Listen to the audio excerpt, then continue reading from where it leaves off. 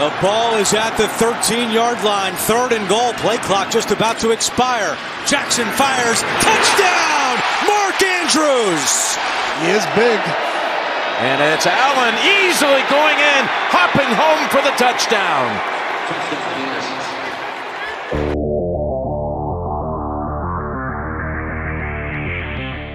Oh, baby.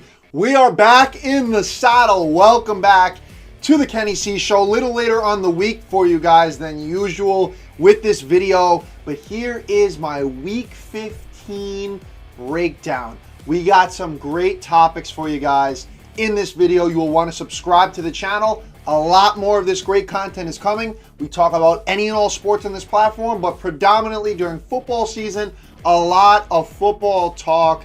The NFL coming down to the wire, 3 weeks left. December football, we all know how pivotal December football is for teams that are contending for a playoff berth. And you're looking here at an MVP race that is going off the rails on social media. I will get into that. I will get into some Packers talk with a huge victory on Sunday Night Football. And I will also get into the Atlanta Falcons trying to make the playoffs and giving the keys to the rookie quarterback. Let's get into the MVP talks, baby, because this stuff has been red hot all over Twitter. People going at it. I want your guys' take in the comment section below. Who is more deserving of the MVP award, Lamar Jackson or Josh Allen?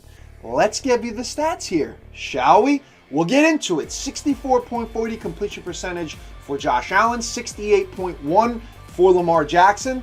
Lamar, 3,580 passing yards to Josh Allen's 3,395. Allen's 25 touchdowns to 5 picks. Lamar Jackson, 34 touchdowns to 3 picks. Rushing yards, 484 for Allen, 743 for Lamar. 11 rushing touchdowns for Allen to Lamar's 3. 121 quarterback rating for for Lamar Jackson, and a 104 rating for Josh Allen. Here's where I get into the debate, and here's where I sort of settle it. Josh Allen, by the way, give you the betting numbers for you bettors out there. Minus 900 to win the award. Lamar Jackson plus 550. Saquon Barkley plus 1,300.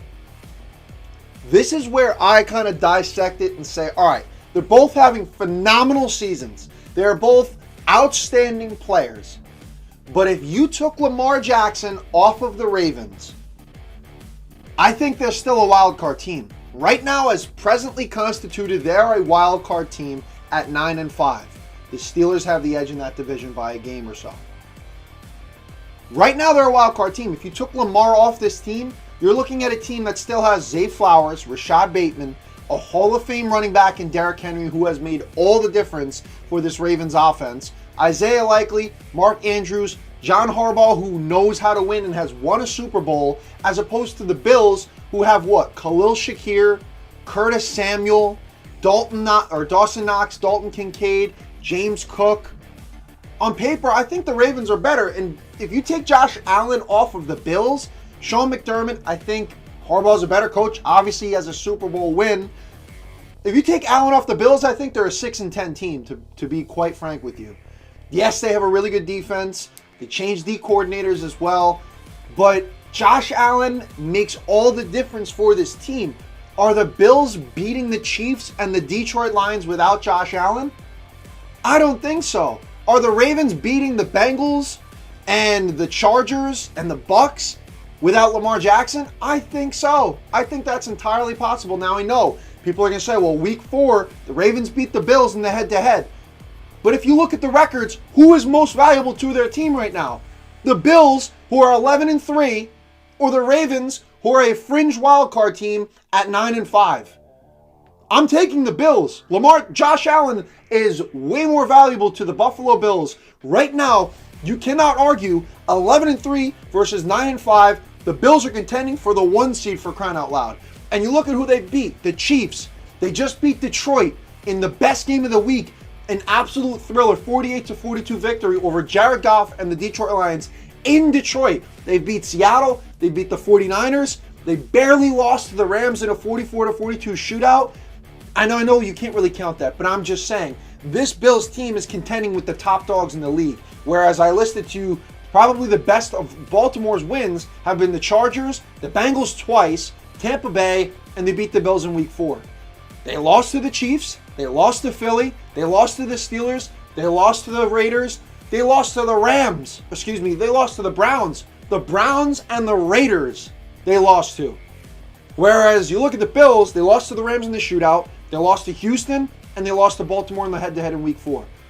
Josh Allen, to me, is the MVP. He is the most valuable player to his team. He is having an electric season, and that's not to say Lamar Jackson isn't, but I just give the edge to Josh Allen for the reasons that I listed. What do you guys think? Moving on here after I just stirred the pot up with that one. The Atlanta Falcons, 7-7. Can they still make the playoffs? They probably have to do so by winning the NFC South. Is it possible? What do you guys think? Let's get into it. Kirk chains. Kirk Cousins has his chains snatched from him as the Falcons announced that their rookie quarterback, who they took 8th overall out of Washington, Michael Penix Jr., will take over for a game against the Giants this Sunday. Hell, Penix found out eating a glizzy. I was actually getting a hot dog, and whenever I got the call, I wasn't hungry no more. So yeah, so that guy now has the keys to the kingdom to try to get the Falcons into the playoffs at 7-7. They just barely squeaked by against the Las Vegas Raiders, 15-9 on Monday night. That game was not pretty for Kirk Cousins, and he has not played well over the last 6 games. He's got 1 touchdown and 9 picks over the last 5. That was his first touchdown in 6 weeks. Kirk Cousins was 11 for 17, 112 yards, a touchdown and an int. If the Falcons were to try to drop him, that would cost them about $60 or so million. If they tried to trade him, that would cost them roughly $30 or so million. Kirk Cousins got a $180 million contract, people. A guy coming off an ACL. I don't know where the Atlanta Falcons were going with that, giving him that much money. 4 for 13 on 3rd down in this game. 4 interceptions earlier this month against the Chargers. They're trailing in a game against his former team in the Minnesota Vikings, 35-21. He throws an interception in the 4th quarter. They go on to lose that one. It has not looked good for Kirk Cousins by any stretch. And now Michael Penix gets the keys to try to resurrect their season. Will they make the playoffs? The Bucs right now are 8-6. They have that division spot, the playoff spot for leading their division. The Falcons' remaining schedule: Big Blue, Washington, and Carolina. The Buccaneers: Dallas, Carolina, and New Orleans. Now, I know Bryce Young has played well, and so has Cooper Rush, but the Buccaneers, in theory, should take care of business, especially at the season finale, playing against Spencer Rattler. And the Saints, that should be a W. I don't think that the Falcons will end up making a playoff run and making the playoffs. I think it's too much pressure on Michael Penix, who's getting his first start as a rookie this late into the year, which I think is the right thing to do. Learn under Kirk Cousins, although hopefully he hasn't learned Kirk's habits as of late over the last month or so, but the point still remains, learn under a veteran. But now he gets put into a big spot with a lot of pressure on his shoulders. I don't know if he can do it. The guy coming out of college, he doesn't have much mobility. He's a pocket passer for sure. He struggles against the blitz. However, he has a very quick release. He has a strong arm. He did thrive in a Ryan Grubb and Kalen DeBoer system. DeBoer now the head coach of Bama. Grubb now the OC in Seattle. So also offensive scheme plays a part. He's going to have to adjust to Raheem Morris's offensive structure as the starter. I just think it's too much pressure to put on a guy. What say you? And last but not least, I'll cap this video off for my cheeseheads. Go Pack, go! Green Bay now 10-4 with a statement victory in Seattle. The Packer fans were louder than the Seahawk fans, for crying out loud, which is hard to do at Lumen Field. 30-13 romping of Seattle, who is now 8-5, with the Rams right on their tails to try to win that division, the NFC West. The Packers with a huge dub. They have 30-plus points scored in the last 4 straight games. This is an offense under Jordan Love, didn't turn the ball over again. This guy is balling, and I told you guys weeks ago, the same thing happened earlier in the season last year. The first 1 to 9 weeks, Love was struggling immensely. He had a turnover issue. And then after that, he went on a tear. He got comfortable. That is what we are seeing right now. Since the Week 11 bye, the Packers have been outstanding. Jordan Love has been outstanding. 119.9 passer rating since that Week 11 bye, second in the league.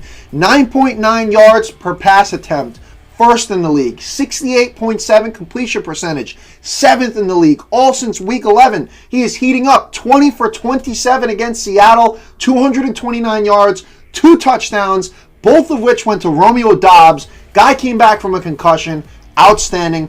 Came back after all those problems, or the problem that was off the field, and got suspended for a game, came back, balled against the Cardinals. Romeo Doubs is sick, especially that catch that he had to pretty much put it away for Green Bay in the fourth quarter. Take a look at that one. What a sick grab, and good thing that he had that Guardian cap on, because you have to think, what if he didn't have that on coming back off of a concussion? Scary stuff. Edgerrin Cooper is the steal of the 2024 draft. Linebacker out of Texas A&M. He had a sack, an interception, 7 tackles. He's flying all over the field. This guy is awesome, and he could be an all-pro for years to come. What a hit for Gutekunst in the draft. Kingsley Enagbare had 2 sacks. The Packers defense had 7 sacks. They knocked Geno out of the game. He had a knee injury. On the first drive to start the second half, Sam Howell comes in. Even with Geno, they did not look good. They had a punt, a field goal, an interception, a punt to start the third quarter, and then he was knocked out, and then it was Howell from there. But this Packers defense looks great. The offense is humming. Josh Jacobs going off. He had 26 carries for 94 yards and a touchdown. Look out, league, because this Packers team is a very scary team. Last year with Jordan Love under center for the first full year, they made it to the damn divisional and just barely lost to the 49ers, who went to the Super Bowl. This team is primed to win, and they are a complete package. They got the Saints on Monday Night Football, a win, and they're in. They clinch a spot. Then they have Minnesota and Chicago to finish out the year. Let's go, Packers. Give me your thoughts in the comment section below. Packers fans, NFL fans, how far does this Packers team get this year into the postseason? What do you think? Subscribe, comment, like, and let's get this channel to the moon, baby.